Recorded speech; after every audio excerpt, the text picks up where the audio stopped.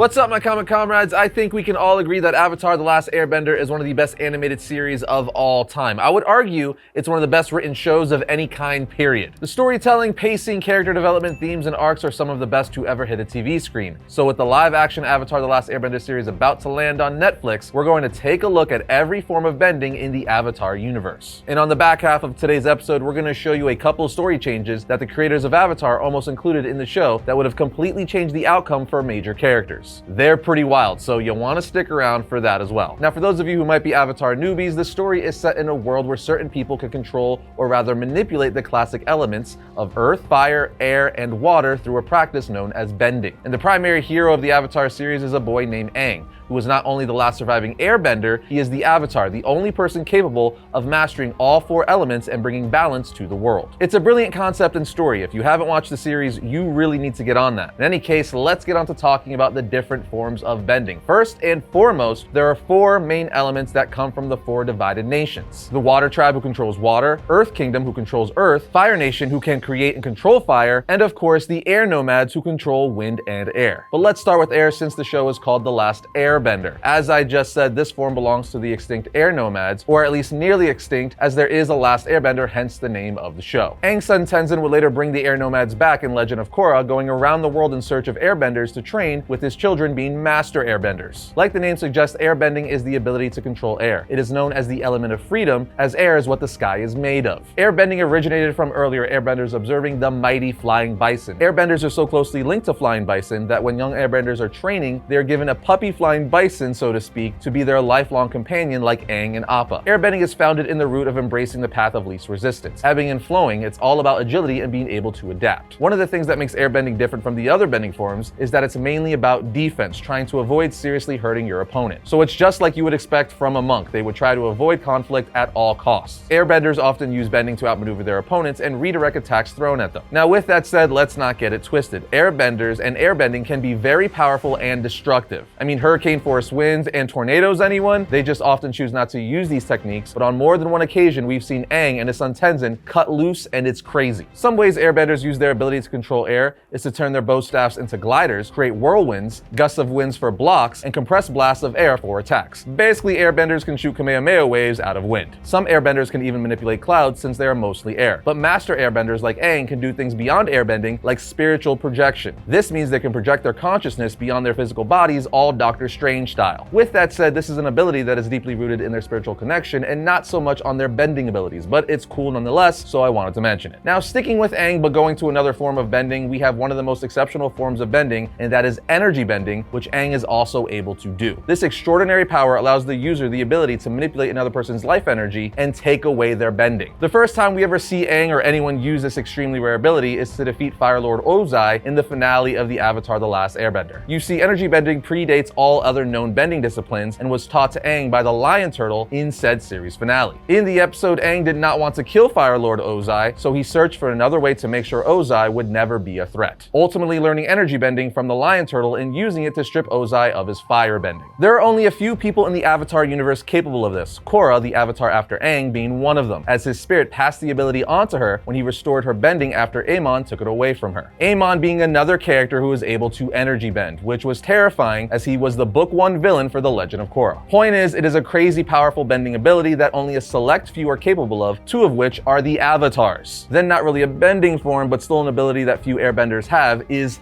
flight. This is so rare that Aang never even unlocked this ability. We see it in Book 3 of The Legend of Korra. The villain Zahir was able to master airbending to the point where he was able to fly. We learned that once freed from earthly tethers, an airbender becomes lighter than air itself, being able to fly. It's pretty dang awesome and so rare we've only seen one character in both Avatar series able to do it. But before we move on to waterbending, it's time for a little suspenseful intermission to show you guys these two epic statues from a galaxy far, far away. Today's sponsor, Big Bad Toy Store, asked us to choose our holy grail items for their enormous online store, and we landed on these beauties. They're from the Clone Wars, one of our favorite TV shows. Captain Rex and Ahsoka are easily two of our favorite characters from the show. Having these pieces reminds me of one of the best moments from the series when Order 66 is activated and Rex is fighting his inhibitor chip while Ahsoka is right in front of him trying not to kill her. One of the best scenes from the series, and that's a part of the magic of toys, which is why we totally love Big Bad Toy Store, who are celebrating their 25th anniversary this year. They have collector grade and standard grade product options for collectors of any level and any price range. They have massive inventory from all your favorite brands like G.I. Joe, TMNT, Power Rangers, and a bajillion more. They have something for everyone, even the lesser known lines that we love like Egg Attack and lots of anime.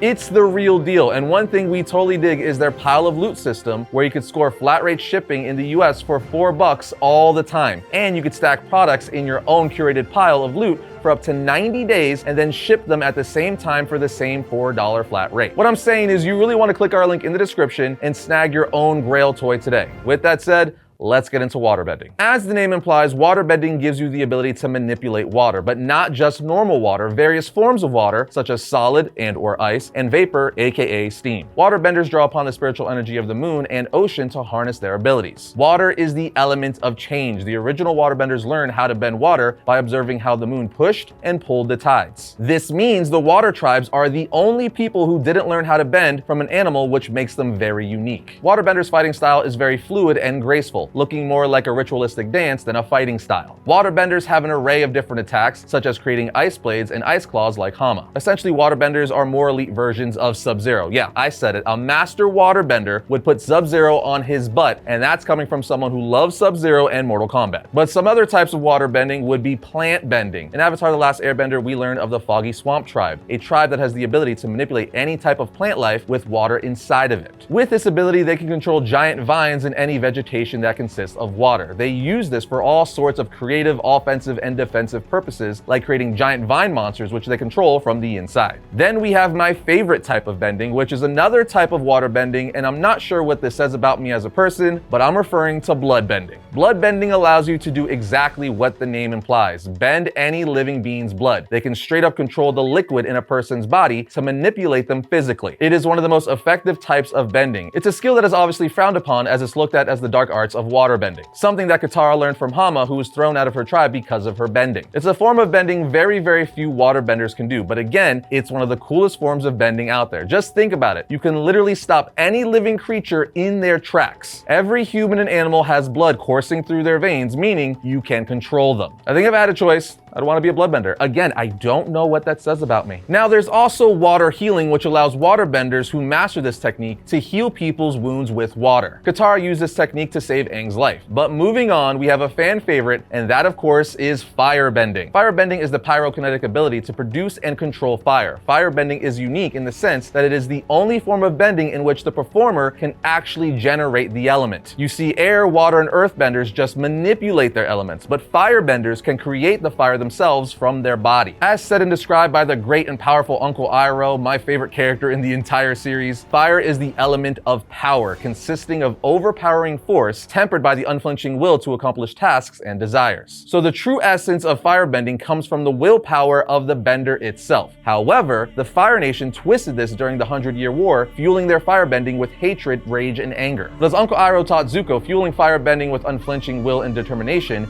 is much more pure and powerful. With that said, firebending power comes from the sun, and the very first firebenders drew their techniques from the dragons. Unlike airbending and waterbending, firebending is known for its intense, aggressive, offensive attack style. It is all about offense and sheer power. That said, master firebenders do create some impressive defensive maneuvers, such as creating massive walls of fire to block attacks. Firebenders can shoot fire from their hands and feet, most notably doing swift striking blows with fire kicks and punches. It's certainly one of the coolest looking forms of bending, as you're literally shooting fire from all of your limbs. Some of the best firebenders can even shoot fire from their feet to propel themselves like rocket boosters, enabling them to fly. Most notably demonstrated by Fire Lord Ozai in the series finale of Avatar: The Last Airbender. Man, that was a badass fight. Now, as far as some sub-techniques of firebending go, first and foremost, we have lightning bending. We most often see lightning bending used by Azula, Zuko's sister. Lightning bending is an advanced form of firebending, also called lightning generation or electrokinesis. It is incredibly powerful and destructive. It is also one of the most dangerous techniques to master within the firebending discipline. Skilled firebenders like Azula can concentrate their chi to create lightning by separating the positive and negative energy in themselves. Once generated, the lightning must be carefully channeled and directed through the benders before being released. This involves extremely precise movements and deep understanding of the internal energy flow. Now, even though this is mostly used by Azula, which demonstrates how skilled she is as a firebender, Uncle Iroh also taught Zuko to channel and control lightning as well. Then we have combustion bending, which is most notably demonstrated by Combustion Man, as Sokka coined him. But Pai Li also has this ability, as seen in The Legend of Korra. In short, combustion bending is the ability to create explosive blasts with one's mind, channeling it through a third eye tattoo on one's forehead. I remember when it was first introduced with Combustion Man, I was like, what the hell is that? And lastly, for firebending, we have energy reading, which is the ability to sense spiritual energy and chi paths. But it's time to move on to the last element, and that is earthbending. Earthbending is the ability to manipulate the earth, aka various forms of rock and dirt. This is practiced by the Earth Kingdom and the United Republic. It's the element of substance. Because of this, the people of the Earth Kingdom are diverse, strong, and enduring. The first earthbenders were Oma and Shu, and they developed earthbending techniques from the badger moles. One of the key components to earthbending is to endure their enemies' attacks, essentially waiting for the right opportunity to reveal itself for them to attack. Earthbending is probably the most diverse of all the bending arts, as there's so many things that are made up of the earth.